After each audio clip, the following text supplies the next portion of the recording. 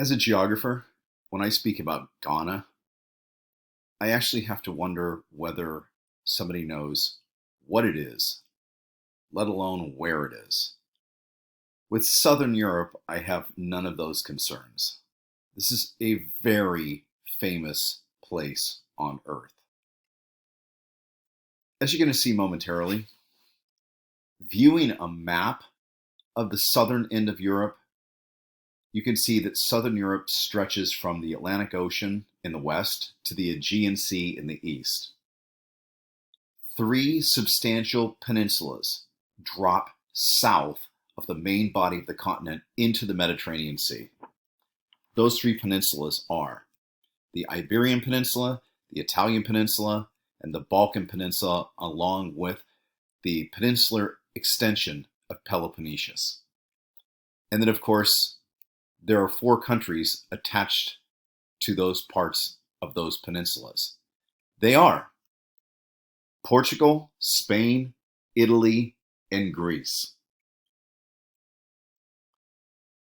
Look at this map. You can see on the far left-hand side, which is the west, you can see that this is where the Atlantic Ocean is at. Then you go across the Mediterranean all the way over to where you can barely see the word Aegean, which is Aegean Sea. This is what I'm considering Southern Europe. These peninsulas that stretch off the southern tier of Europe. Portugal and Spain occupy the Iberian Peninsula, which is this squarish peninsula I've circled. Italy is located on the Italian peninsula, very logical. Then Greece is found at the southern end of the Balkan Peninsula. Now you might look and say, Balkan Peninsula, where's that? The Balkan Peninsula is the land between the Black Sea, the Aegean Sea, and the Adriatic Sea, as you can see by looking at this.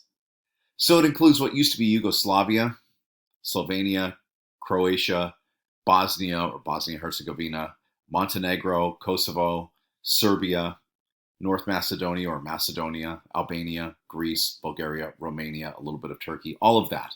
That's what the Balkan Peninsula is. Remember from fifth grade or whenever you learn this, a peninsula is a place that has water on three sides of it.